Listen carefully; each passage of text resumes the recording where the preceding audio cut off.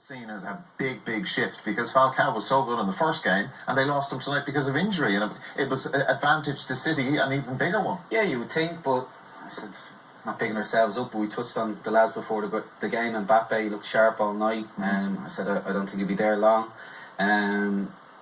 So listen, they came out of the blocks, which is what you'd expect. But the surprising thing, Guardiola said City, they were going to go toe to toe. They only knew how to play one way and attack, which they didn't from minute 1 to minute 45 in the first half, and they didn't get one shot on goal.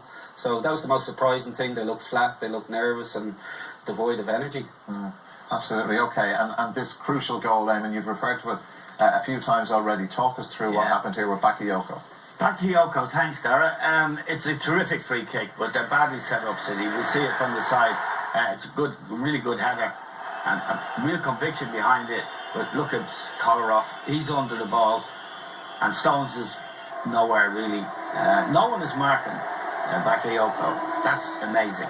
That's why you need the organiser, the talker, and someone with instincts and with common sense, really. But Kolarov is not a centre-half. But there you do need a Vincent Kompany, a John Terry, a Vidic, a Ramos, who plays for Real Madrid. Someone who's organising, is in charge of that situation. And you see this biggest, tallest player on the field, in midfield, they're ambling into the box, and no one picks him up. If we can show that again, Dara. Let's have a look again. Organisation is one thing, and yes, you've got to pick people up, and they will all have their positions across the line. We see, De Bruyne is one of the first ones.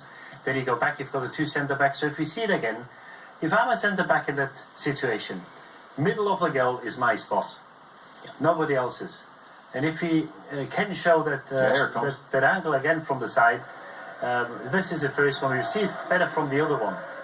Maybe if we can stop it there, look at that. So it's the middle of the goal, there's a gap between Stones and Kolarov, must be a gap of at least 3 yards. There's two Monaco players, and this is right in the middle of the goal. Where is the most dangerous place when a ball comes in? It's right in the middle of the goal, that's where the goals are scored. Because obviously if it goes over the back post, it's a chance to clear it, maybe the keeper can collect. And I just understand how look at Stones, he's 2 yards past the penalty spot, and Kolarov is 2 yards short of the penalty spot.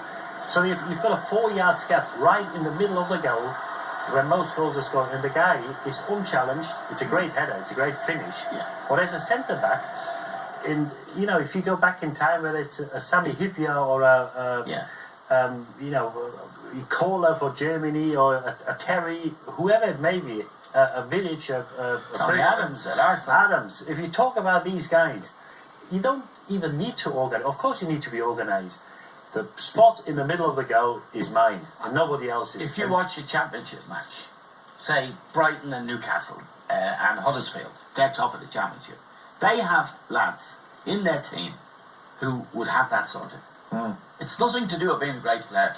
It's being a good pro, knowing your business, knowing the game, being a good pro, and having a good coach. If you give a goal like that away, Stuart Aguirre, you're in the morning, guys, and we're going to work for an hour on that. And we put that right. That's what happens, isn't it, Damien? I'm just asking the question, can you teach someone to be a leader?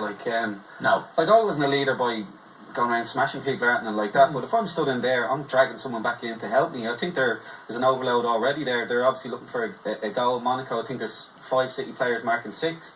So, can you teach someone to be a leader? Can you teach Stones?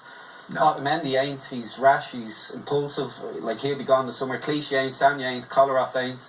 Like, I'm reading them off here, and I remember doing a show last year. These are all the names that we said would be gone. So I don't know whether Guardiola was underestimated the job. Listen, I love him, but the whole defensive side of it is. You're talking about needing an entire new back four. So you get 250 million and throw